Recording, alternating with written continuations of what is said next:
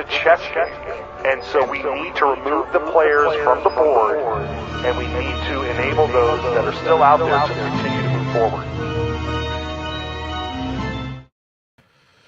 Well, good morning, folks. It is, what day is it? It's March 24, 2026. Welcome to Idaho Signal. My name is Matt Edwards. I'm so glad that you are here.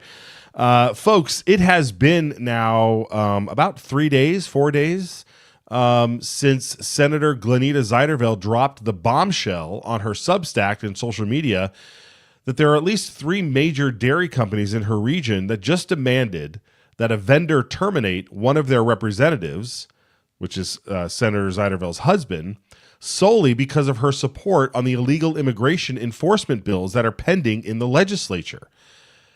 But the vendor didn't terminate, but they did remove the client from her husband, which caused a significant impact to their income. So this isn't some vague rumor, folks. This is a sitting Idaho state senator having her family's livelihood targeted in direct retaliation by the very industry that openly benefits from an illegal workforce. Do you see the picture painted here? Clear, like it's as clear as day to us what's going on. These are businesses that are breaking federal law every day by employing unauthorized labor, and they're actively punishing an elected official for simply keeping her promise to her voters who sent her to Boise to enforce the rule of law. And what has the Idaho mainstream media done with this story? Absolutely nothing.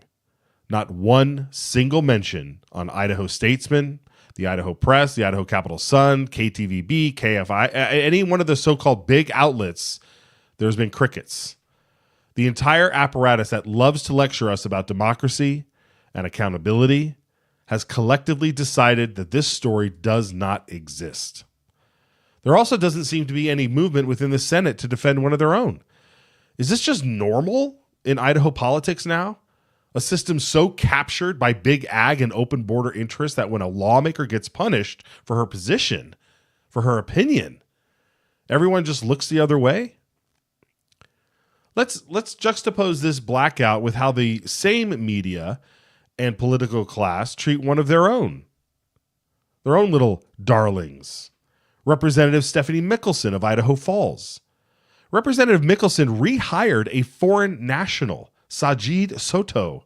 Sahid. I don't know. It was Sahid. He was arrested for strangling his wife in front of their children while he was high, not while he was high on meth, or who knows, but he had methamphetamine on him.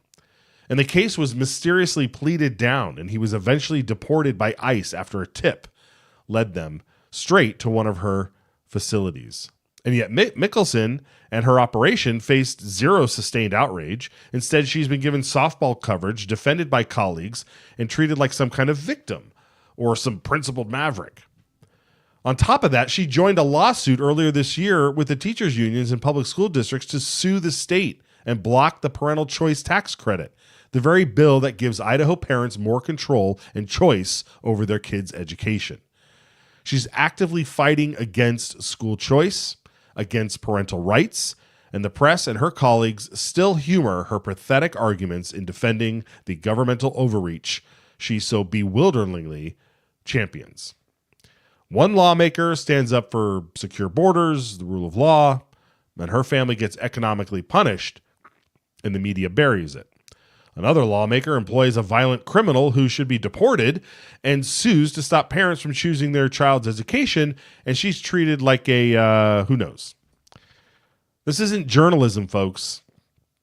This isn't balanced coverage. This is a captured, corrupted system protecting its own while punishing the few who actually fight for the people. And here at Idaho Signal, we're not going to let this slide. We are calling it exactly what it is. It's selective outrage and it's media malpractice.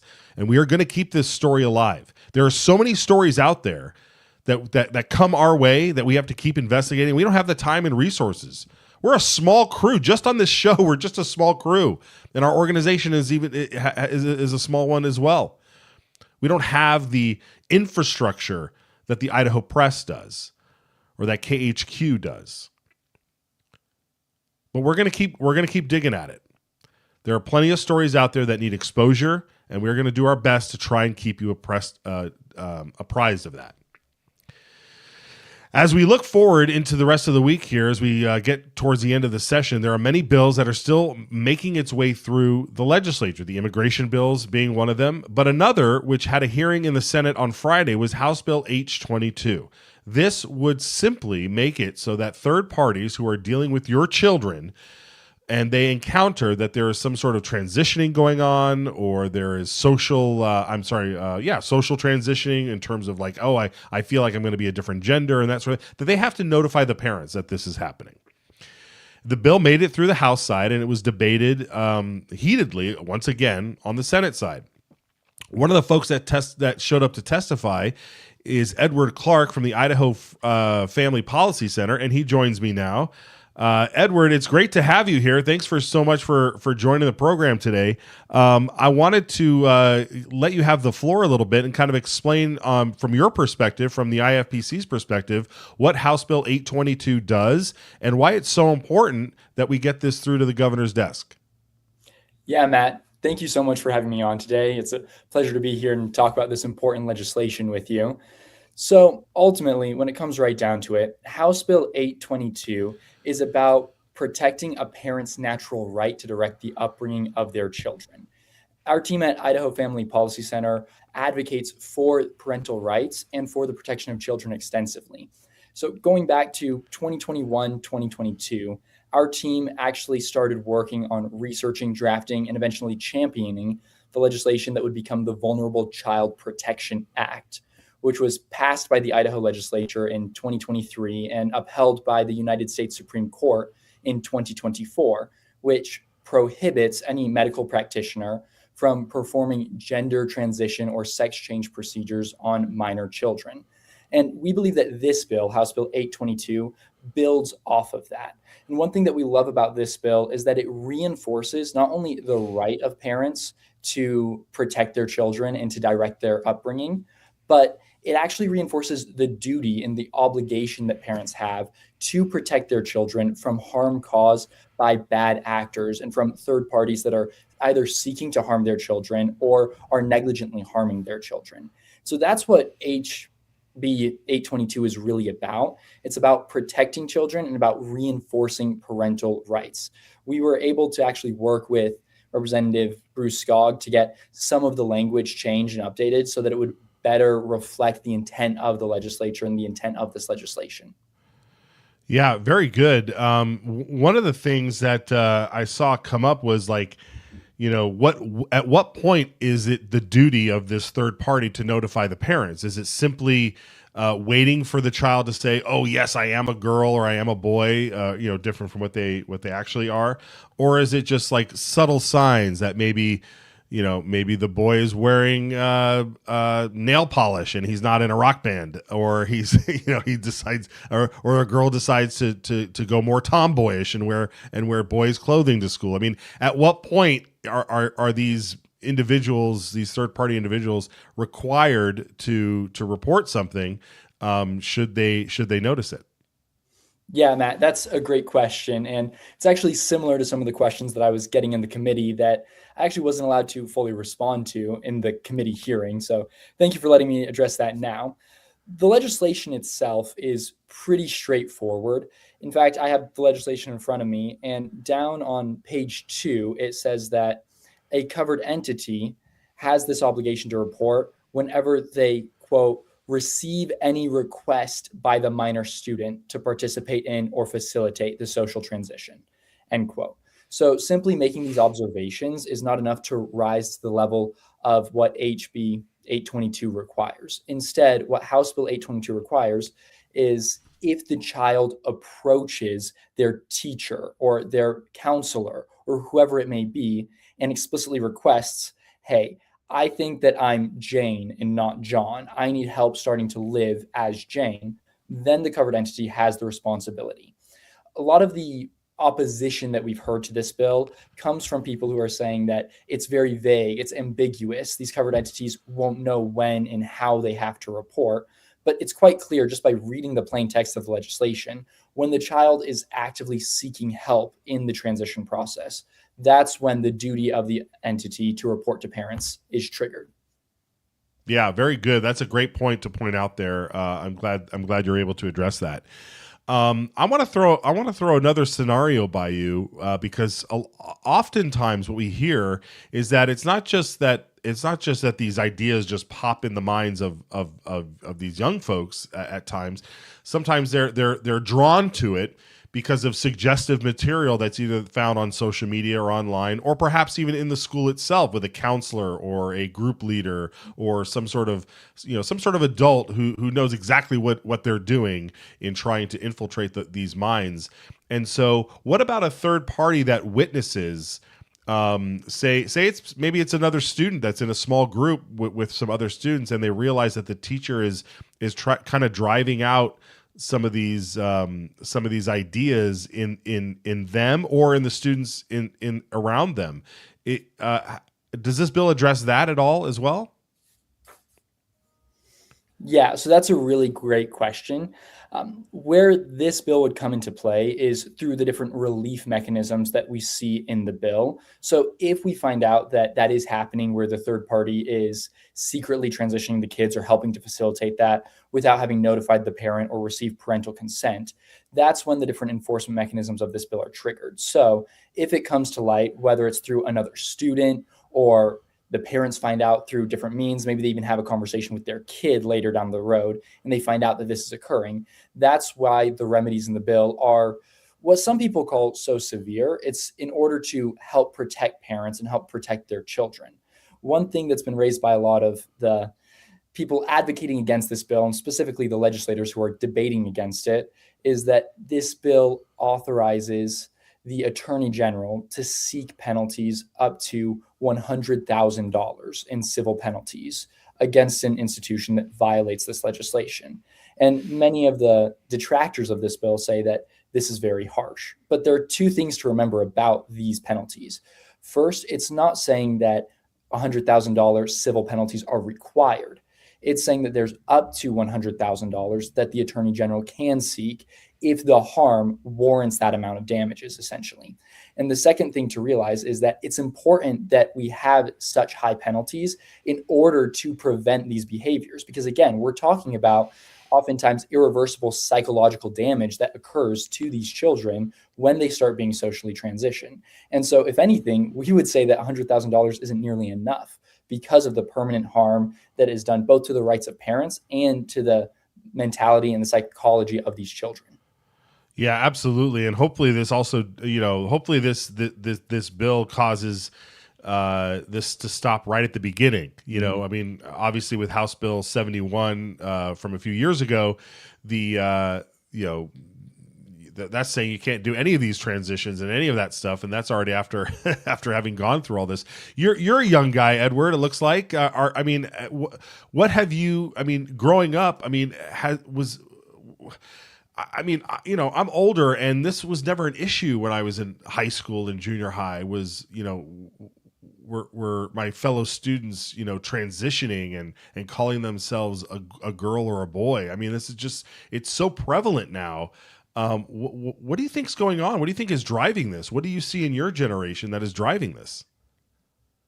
Yeah, Matt. So first and foremost, I think that it's safe to say we have to remember we're engaged in a spiritual battle, and that we're not operating and not fighting against flesh and blood, but against demonic forces that are at work in this world and against the kingdom of darkness that is trying to claim our children. And this is something that we see all throughout history, right? There's always been a war actively waged against children, against young people. And that, I believe, dates back to the Garden of Eden and the curse that was originally placed on the serpent, that the son of the woman would crush the serpent's head. And ever since that day, we've seen an outright war waged against specifically children. And we see that all throughout history. I think that what's happened in this latest generation, if you will, is just the societal normalization of these behaviors. Because really, starting in the 60s and 70s, we saw this widespread sexual perversion enter the scene that hadn't really been prevalent in our society before. And ever since that, it's just been further, one step further, one step further, one step further. And now we're to a place where our society doesn't even recognize objective standards of truth, even something as basic as God created them male and female, he created them.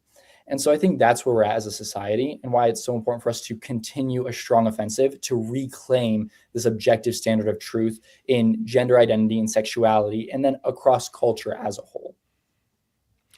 Well, Edward, Idaho is very lucky to have you involved in this culture fight with over there at IFPC. I thank you for joining us and giving us a breakdown of this. Hopefully, can we have you back sometime?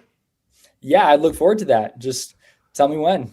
All right, sounds good. All right, where can people follow IFPC and get in touch with more of your work?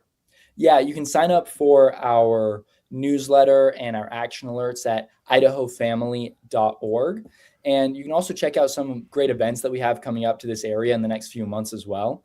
Really, across the state, we have events pretty regularly. So if you sign up for our email list, we'll keep you up to date with what's going on in the state, different ways you can get involved, and different ways you can connect with us. Excellent. All right. Well, thanks, Edward. Thanks for taking the time. Jump on short notice. Appreciate it. Talk to you soon. Yeah, thank you so much, Matt, and have a great day. All right, you too. All right, excellent. Yeah, boy, we're in good shape, folks. If we got guys like Edward Clark coming up in the culture war like this, what a fantastic guy. I believe Brian Allman is at the Capitol today. I could be wrong. I'm right. Hey, Brian, good to see you. We were just talking about House Bill H-22 over there with Edward Clark. Passed the Senate. Hopefully, it'll get its hearing in the Senate floor, maybe later today or tomorrow. It sounds as though both the Senate and the House are just they're going to be doing double duty and working through the night, trying to pass as many bills as possible. But they have to pass the budget. So where are we, do you think, in all this? A lot of people I talk to still think that this Friday is the day they'll get out. Again, I don't know if they'll wait a week. Sometimes in the past, in order to prevent a governor's veto, they'll recess for a week to get past that deadline. And if he vetoes anything, they can come back. Last year, they got assurances from him through negotiations that he wouldn't veto anything left, and so they were able to gavel out. So we'll see. I heard someone else this morning suggest middle of next week. So we'll see exactly where they go. But they are going fast. I mean, the Senate's been going. Let's see, what time is it now? It's almost noon down here. Senate's been going for 2.5 hours already, and they're still going. They had. This morning I counted, I think, 49 bills on the third reading calendar and another 30 on second reading. So that's nearly 80 bills plus resolutions plus gubernatorial appointments that they have to deal with. But as is the case every year, the Senate's doing its cram session, trying to get done before the end. Yeah, absolutely. And that's a live shot now of the Senate working on, looks like, House Bill 690. So they have moved on to House bills, so that's good news. All right. Well, I want to get back to 822 here because I believe that this bill is so important because of stories like I forget the mom's name here, but can we play the clip here of what happened to this poor mom and her child? Do you guys know which one that is? Yeah, go right ahead. Watch this. And I am the parent of a trans-identified young adult. And I get very emotional. I'll try to get through this. In 2019, I received an email from my daughter's high school, Boise High, informing me they had changed my daughter's name in their system. She was a junior, and I had no prior knowledge to this. When I tried to get answers, I was ignored. Soon after, a teacher in conversation with me referred to my daughter as he, and then I realized something significant had been going on at her school without my knowledge. My daughter had struggled with anxiety for years, but had never expressed discomfort with being a girl. When we sought therapy, instead of addressing her mental health, she was encouraged to identify as a boy. There's growing evidence that social transition often becomes a pathway to more serious medical interventions. After socially transitioning, my daughter quickly moved on to taking testosterone and last year underwent a double mastectomy. She was told these steps would be life-saving and magically improve her life, but they have not resolved her underlying mental health struggles and have instead caused irreversible consequences for her. Today, she still faces challenges and yet her care continues to focus primarily on her transition rather than her overall well-being. If I could go back, I would have pushed harder when the school acted without my knowledge. I am a loving and involved parent, and I had a close relationship with my daughter. Countless parents like me are often portrayed as harmful and abusive for asking questions, but many of us are simply trying to support our children thoughtfully and responsibly. Because we have concerns about our children basing their entire identity on an ideology, we are often labeled as hateful and bigoted. Opponents of this bill are trying to remove us from our children's lives, saying they know our kids better than we do, but parents have a right to be informed and involved in major decisions. Secrecy did not protect my daughter. It removed my ability to help guide her through a critical time. I urge you to pass this bill. Thank you. Thank you, Ms. Arzola. Any questions? I don't see any. Ms. Arzola, thank you so much for being with us today. Man, what a heartbreaking story. And she's not alone. We know that for sure. I always get mystified though. Why no questions? I mean, you have why even from the folks that are sympathetic to her, no questions. I mean, I guess they're trying not to prolong the inevitable, which is they know that's going to pass. So. I don't know if you're going to do any more clips from that, but you had people who work at schools in the healthcare field, in the counseling field. Several of them came up and talked as if they own your children and that they are the ones that your children should be talking to, not their parents. If you've read Abigail Schreier's book, Irreversible Damage, you see all sorts of stories going back the last 5-10 years. The story of Chloe Cole, same thing. It starts in the school. Well, it starts online and then it goes to the school, and you have these people working in the schools who facilitate it and don't want to tell the parents because they see the parents as an enemy, as an outsider here. I was live tweeting this hearing, and that reminded me that Senator Brian Lenny asked a later testifier who was against the bill because they believe that children should be transitioned without their parents' consent about what this testifier thought of that testimony that you just played. And she says something to the effect of, well, I guess there was a reason that person's child didn't feel comfortable talking to her parent or his parent or whatever the pronoun is. And the school created a safe place for that child to explore his or her gender. And that's just, for anybody with children, that's chilling that there are people out there waiting like predators to steal your children away from you. Yeah, we do have that clip here. She was a self-professed nurse, worked in the nursing industry, and there was a couple back and forth with her, Senator Shippey and Senator Lenny. I believe this is what you're referring to. If not, it's another. It'll just be another example of what you just said. Let's watch this clip here. Senator Shippey. Thank you, Mr. Chairman and Ms. Webb. In this legislation, and I know you mentioned that the goal is to bring parents and get them involved here. It seems like some of the opposition that I'm hearing to this legislation is to keep parents, I'll put it in my own terms, in the dark, is a positive in some situations. And I don't get the sense that the positive is that the parents may encourage the transition, but that the parents may discourage the transition is kind of what seems to be the concern. Would you venture to estimate that this legislation could result in fewer teens, preteens, and so forth transitioning because the parents were involved and discouraged it, et cetera? Would you see that this could result in a negative number instead of increasing the number? Ms. Webb. Chairman and Senator Shippey, thank you for the question. I think based on your question, the desire by those that support the bill is somehow we are going to lessen the number of children with gender dysphoria, and that is not, in fact, the case. I don't believe that allowing for relationships between trusted adults and children as they are trying to sort out their identities is going to decrease the number of children who are experiencing this. And I apologize because I am nervous that maybe I'm not pulling my thoughts together.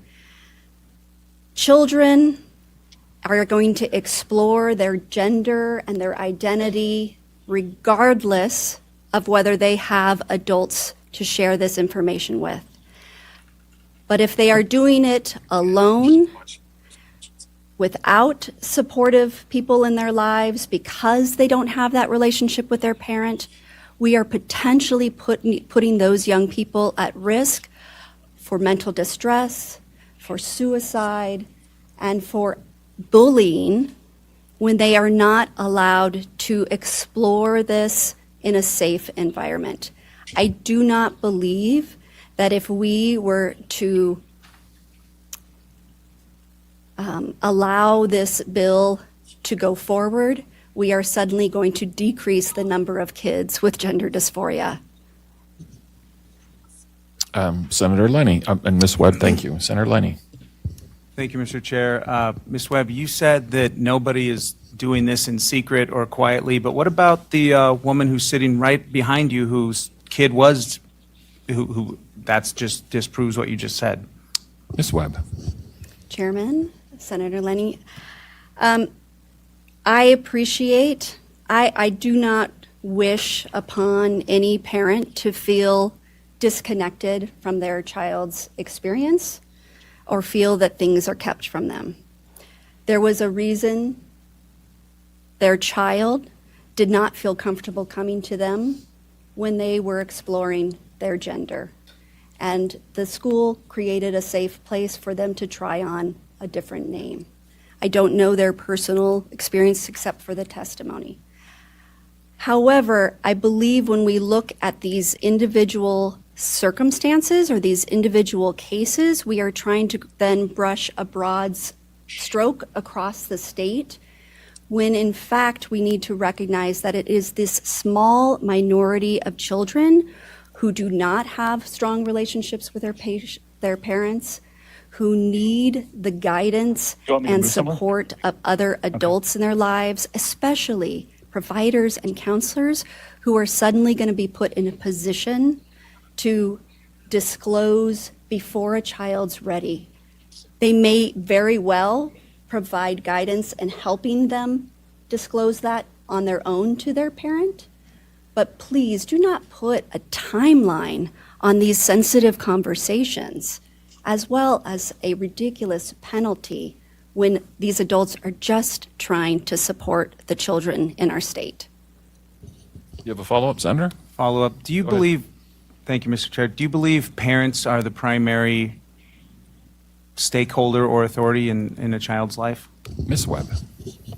Thank you, Chairman, Senator. I absolutely hope that parents can be the foundation for children, and we have plenty of laws that they are the legal entity that supports their minor children. And I know that poorly written bills that become law jeopardize the safety of many of our children, especially in the LGBTQ community. Another follow-up, Senator? Mr. Chair, I was just wondering if you could answer the question maybe directly. Senator, if you want to maybe restate the question? Sure. It was just a yes or no question. I was just, same question. The question hasn't changed. So the answer is no then? You don't believe parents are the primary authority or stakeholder in their child's life, or yes? Ms. Webb. Thank you for the question. I have a feeling this is trying to be a gotcha question, so I'm going to choose not to answer. Thank you, Ms. Webb. Any other questions? All right, Ms. Webb. Wow, Brian, absolutely. I mean, there's so much to break down there. What do you got? I mean, where to start? Where she couldn't even say that parents are the primary authority in a child's life, because just the foundation.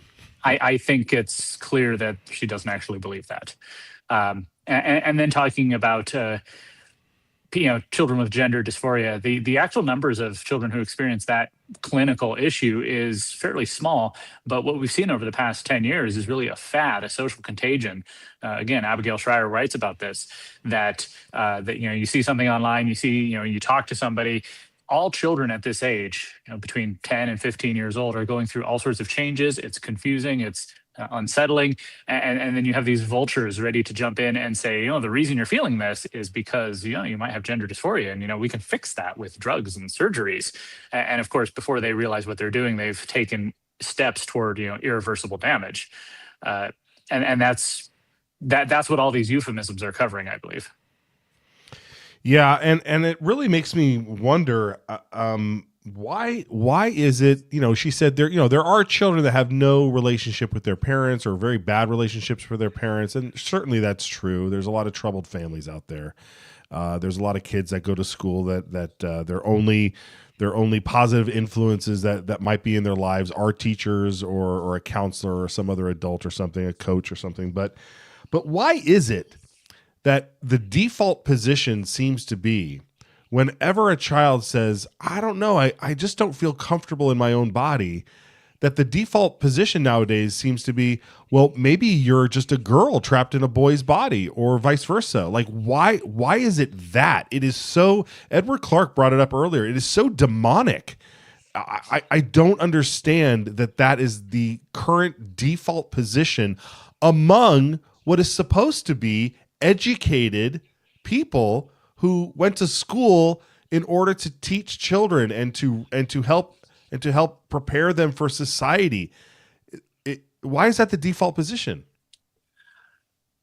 I don't know. How long do we have here? The industry, both the healthcare and education industry, appear to be captured by an ideology that puts that as one of its highest tenets.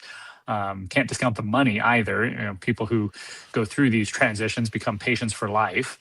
It's you have to continue treating yourself, and then there's another idea that I just saw someone mention, that there's this idea in modern society that any kind of discomfort is a sign of something wrong. I can't remember what the discussion is. I saw it on Twitter the other day, but you think about what I said, how a child entering 10, 11, 12, 13 years old, they're going through, they're going through puberty, they're making changes, they're learning how to interact with other people at the same time, trying to figure out who they are as a person on that way to adulthood. I'm not saying that it's good that it's not comfortable, but at the same time, that is part of the process. You have to get through it. So it's like a crucible that you get through to become a fully formed adult, man or woman. And we're trying to take that away from children. We're trying to say, you don't have to go through this. I mean, that's the whole essence of puberty blockers, to say, this change that's coming over your body, you don't have to do it. You can just take these drugs. And what they don't say is that it's not like it turns you into the opposite sex. It keeps you a child forever. It keeps your body from developing, and that has all sorts of downstream effects. Yeah, it's truly, truly sad. And then to get to this point where we have to spend the time in the legislature fighting these issues and dealing with legislation to try and say, what is the proper role of government here? How can we? Because I mean, in all honesty, if we were just living in a fiefdom and I was some sort of king, I would be like beheading all these people. I would just be like sending out the troops and just being like, okay, what are you doing to these children? Okay, you're gone. You know what I mean? It's like I'm just appalled that we have to be in this position, and that our government, that these are, remember, we have a citizen legislature. We have people that are just headed there, most of them or some of them with common sense and tackling these issues. It's so sad that we all have to just deal with this. It's really, really, really sad. And I just wish that, like we talked earlier, the only constitutional mandate that this legislature has is to balance our budget and go home. And we have to deal with these issues, and it's really unfortunate, really unfortunate. Yeah, for sure. At the same time, I'm glad we're here rather than other states, which, my former home state of Washington has made it so if the government thinks that your child is trans and you're not supporting them in that, they can actually come take your child away. I know people who left that state because of that very law. So we're fighting the good fight here, and I'm glad to be on the right side of this. Yeah, likewise, Brian. Thank you. All right, folks. Well, let's take a short break. It's now 4 minutes past the top of the hour. We have a video I want to show you, Brian. I don't know if you saw this, but Representative Steve Birch posted a video to the Idaho Democrats Facebook page or something, and so I want to show it to you and get your feedback on what they think should be the top priority, since we're talking about priorities here, and what's really going on. We'll be right back after this. Stay with us. It's our job to maintain the proper role of government and what we were tasked to do. The dictionary defines a pledge as something that you give as a sign that you'll keep a promise. As Idahoans, that's what we're looking for in our elected leaders. A sign that they'll keep their word. Talk is cheap, and so are political promises, hidden agendas, and special interests. This is why we created the Citizens Alliance of Idaho Pledge, affirming the values Idahoans have been living by for over 100 years, inspired by the only two documents everyone has agreed to live by. So when an Idaho legislator signs our pledge, inviting voters to publicly hold them accountable, that's what we call political integrity. The pledge restores trust and honesty between voters and their legislators. It means protecting our shared values and ensuring your voice is heard in Boise. And that is priceless. Thank your legislator for having the political courage to sign the Citizens Alliance of Idaho Pledge. And if they haven't, it's time to ask why.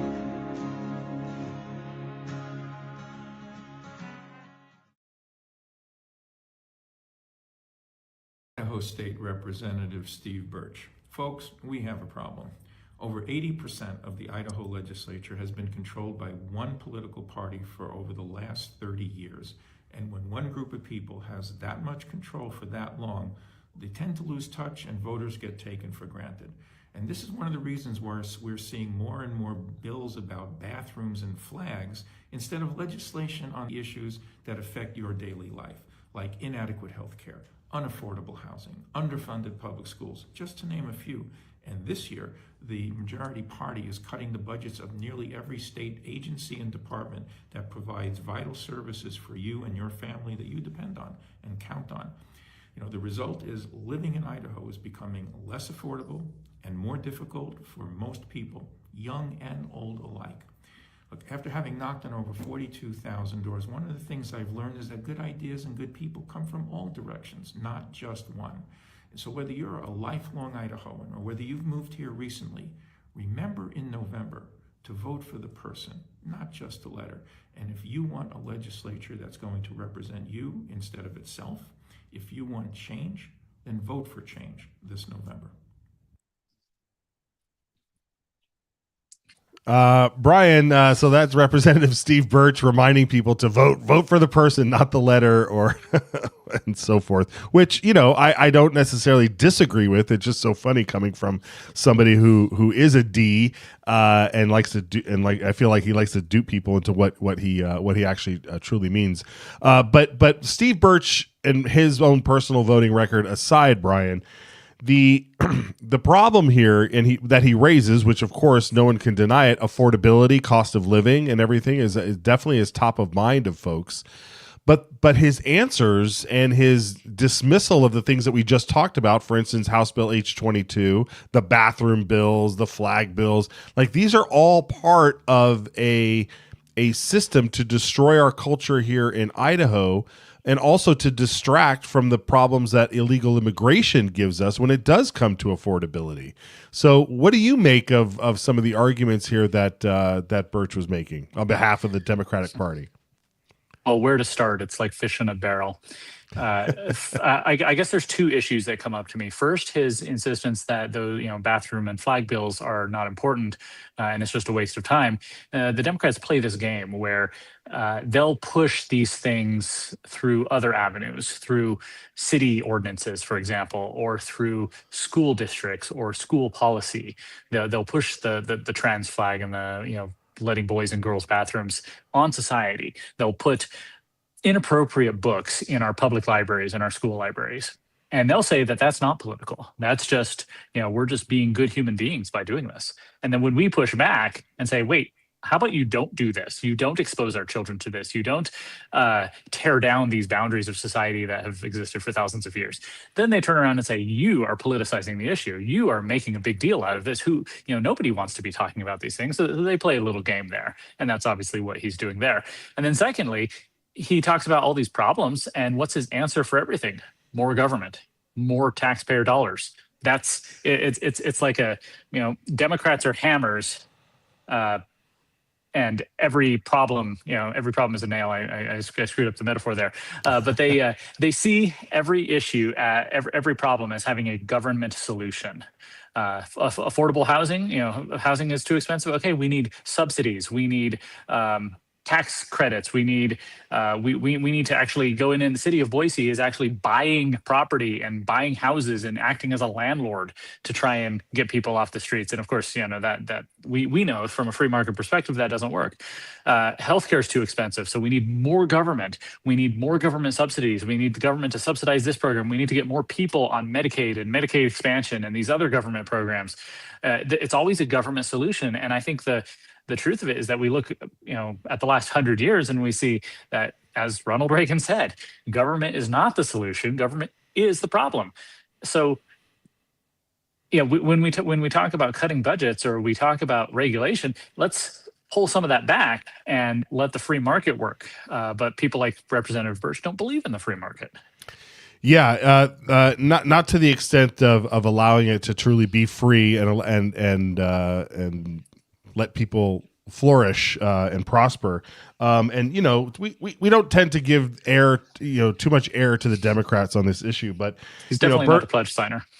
No, definitely not a pledge signer, and definitely, and look, we've been pointing out every time there seems to be a tough vote on the or a controversial vote on the House floor, Birch is mysteriously absent for that vote, and so we'll have a tally to see which ones he's actually shown up on, because it is an election year, and when he goes around town and knocks on all those doors, we sent out door knockers last summer telling people how Birch voted on all these horrible issues, and that really touched a nerve with him. Really touches a nerve with him, and he doesn't like to have that. So anyway, we'll keep nipping at the heels of Steve Birch as he makes his rounds around his neighborhood there.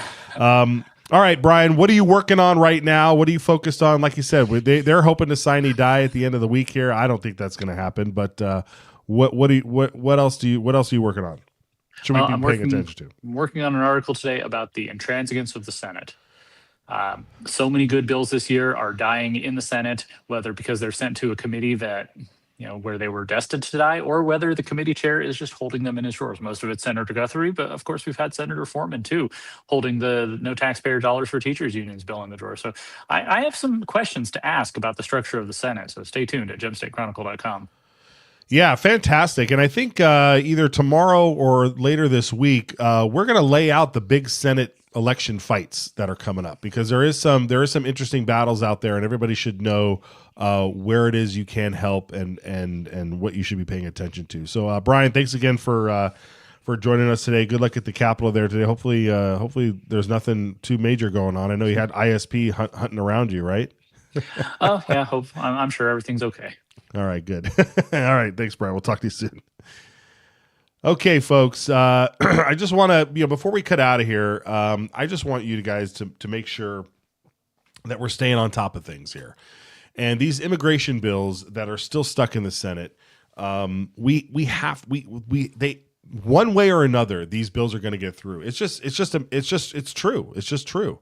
When the pandemic was happening, and there were representatives and senators standing together trying to push through bills that would secure medical freedom.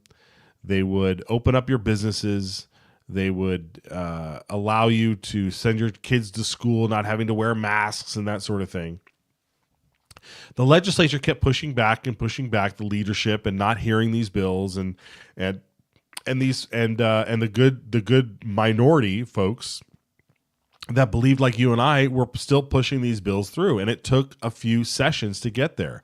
And the way we got there was with elections. Elections have consequences.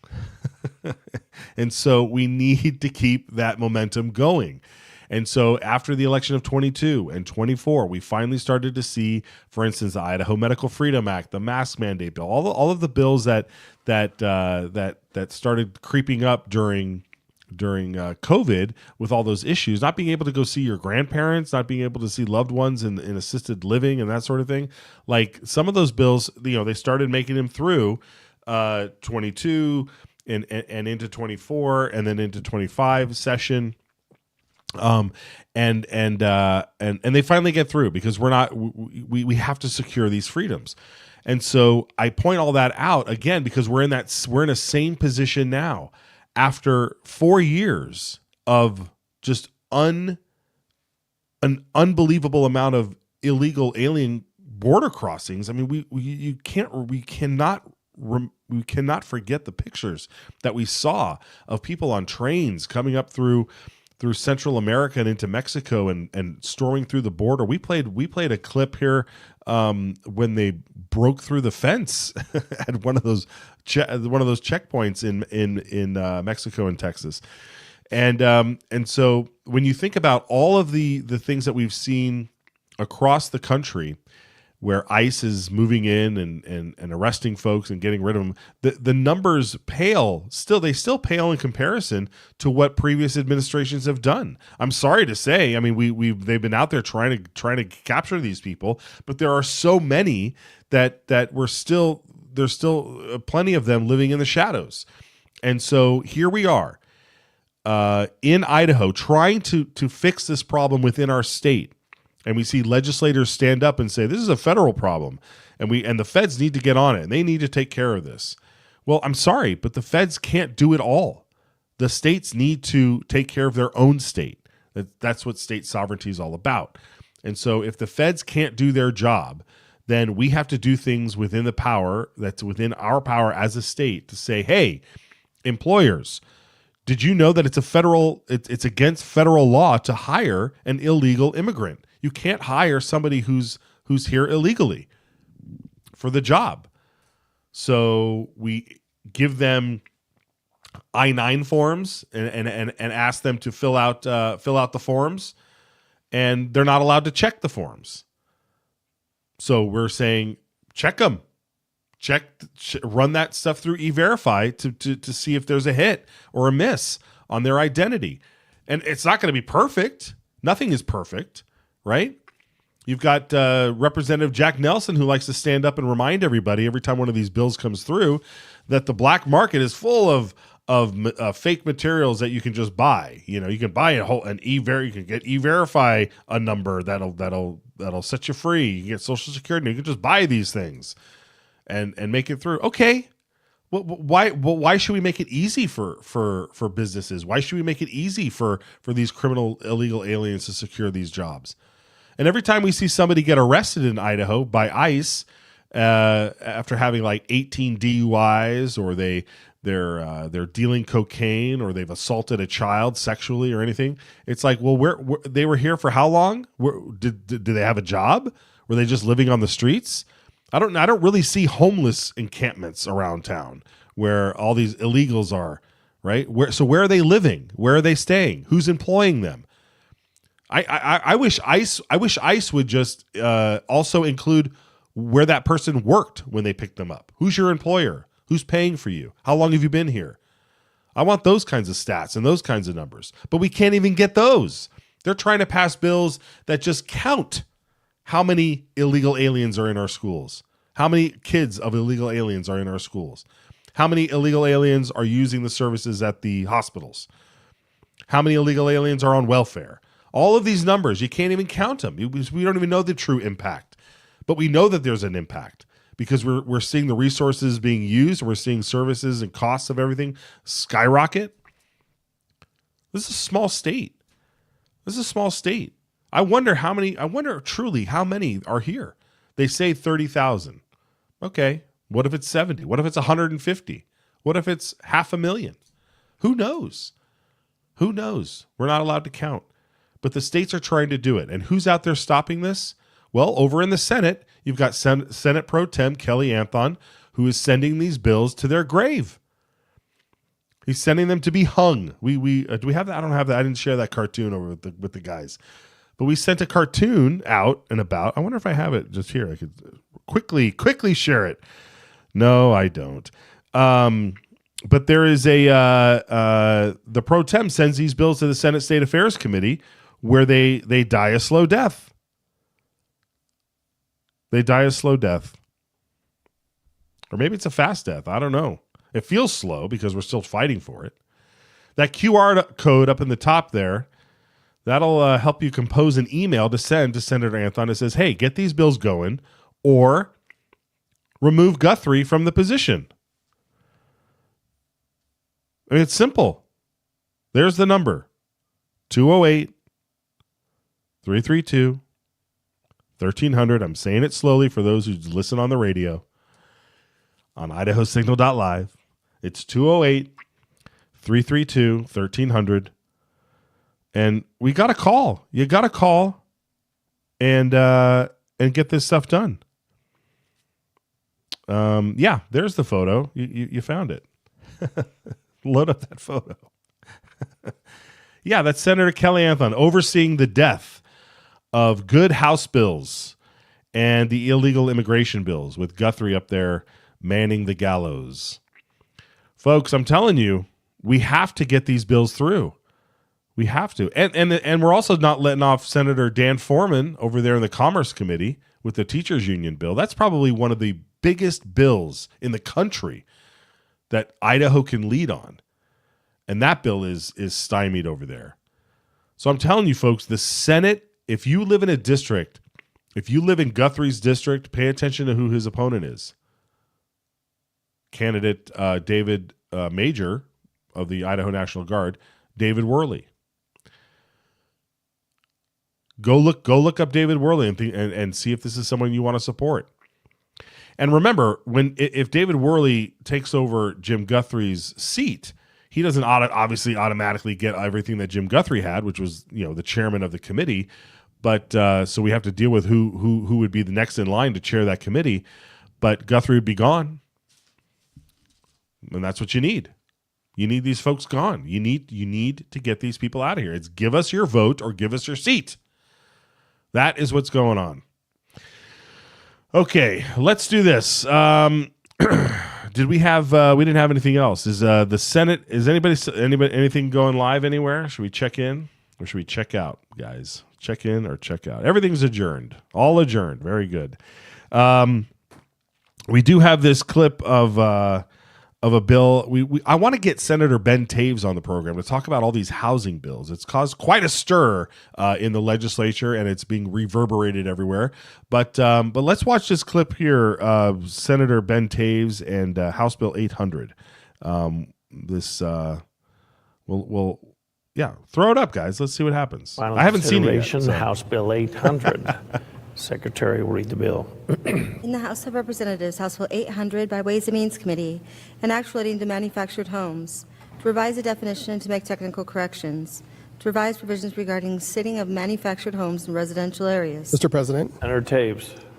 Thank you, Mr. President. I ask unanimous consent that the further reading of House Bill 800 be dispensed with, and the journal show that it's been read the third time at length, section by section, and placed before the Senate for final consideration. Hearing no objection, Senator, you have the floor to open debate. Thank you, Mr. President. Senators, manufactured housing is a strong option for young families and seniors, but often runs into obstacles due to zoning requirements. Many cities have adopted versions of this legislation in local ordinances and have seen increased placements of manufactured homes. We anticipate these changes will be a strong step toward increasing the supply of housing in Idaho. This legislation has the support of the Association of Idaho Cities and the Idaho Realtors Association. The counties and home builders associations have voted to be neutral. Under current law, manufactured homes are treated the same as stick-built homes in placement. We are simply lowering the square footage requirements for homes to allow for smaller manufactured homes to be placed. And it is of note that these structures can still be restricted by HOAs. With that, Mr. President, debate is open. Is there further debate? Senator Hart. First of all, I'd like to declare 39H. I do a lot of work in this area, and I'd also like to debate the bill. Your declaration under the Senate rule will be noted in the journal. You have the floor to debate. Okay, thank you, Mr. President. There are some local zoning restrictions against manufactured homes. Manufactured homes are very high quality these days. I've toured several plants where they're constructed. Actually, the quality control, you might say, in a factory is better than out in the field, so I don't think they should be discriminated against in any way, and I think it's a good bill, and I would encourage you to support it. Thank you. Thank you. Is there further debate? Mr. President. Senator Lenny. To debate the bill? You have the floor. As was mentioned, this bill tells every local government in Idaho they shall amend their zoning, not may, but shall. And, you know, this is another bill in a whole package of bills to try and fix the housing crisis. I don't think this is going to fix the housing crisis, Mr. President, because, I mean, you can mandate 400 square foot manufactured homes on every lot in Idaho, but families still can't afford the land, the materials, or the loan to put it on. So the problem isn't in the zoning code. If this bill let local municipalities choose to allow this, I'd vote yes right now, but it doesn't. So I'm going to be a no on this, Mr. President. Thank you. Is there further debate? Mr. President, to debate the bill. I just want to note again, the Idaho Association of Cities was neutral on this. It doesn't do a lot. The manufactured home issue is already addressed in our code, and this is just kind of expanding it. And again, we're living in 2026. I also have toured some facilities like the Senator District 2 mentioned. Audubon is a really amazing facility that actually builds 5 homes a day with robots. And they have told me that they have to actually ship all their homes out to other states and California just because it's too challenging to place them here for various reasons. But they meet the same exact building codes as stick-built homes on site, similar to other manufactured home companies, which again, I would invite anyone to tour some of these facilities with me. It's really amazing what they can do with great speed and efficiency to build more housing that we need, and again, a more efficient, cost-effective way that benefits our communities and benefits Idahoans that need more homes. With that, I do urge your support. Is there further debate? Hearing none. Senator Taves, you have the floor to close the debate. Thank you, Mr. President. Senators, I do want to point out that this legislation doesn't mandate anything. So we're not mandating that anyone do a specific thing with their property. This is, once again, deregulation that allows smaller square footage if property owners decide that that would be best to do on their own property. With that, debate is closed. Debate is closed. The question before the Senate is, shall House Bill number 800 pass the Senate? Senator Secretary will call the roll.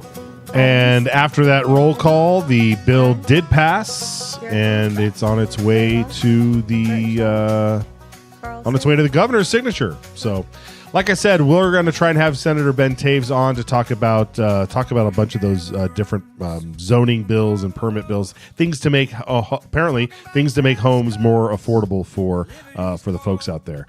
Also, we were hoping to have Senator Glenita Zeiderveld on today, but we have to postpone that as well. There's a lot going on behind the scenes with her and her husband, and what's going on with the employers and the vendors and all this stuff. But folks, we're not letting that story go. We're not going to let that story go. So please contact your senators, voice your concern, contact us. We're going to go through all the stuff up here, but we will. I'm just disgusted by all this. Stick with us, folks. The session's almost over, but the fight continues onward. We'll see you tomorrow.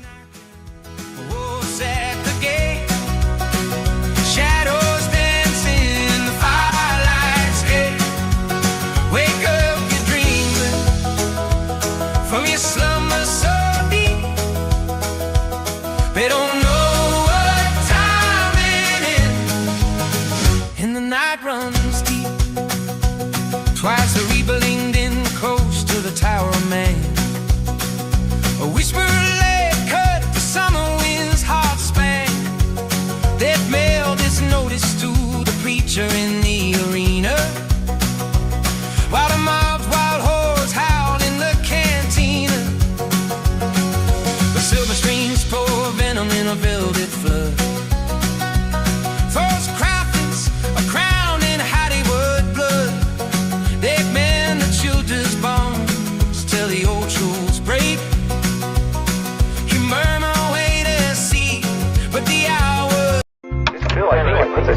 ground that says we have a sovereign right to protect what's ours.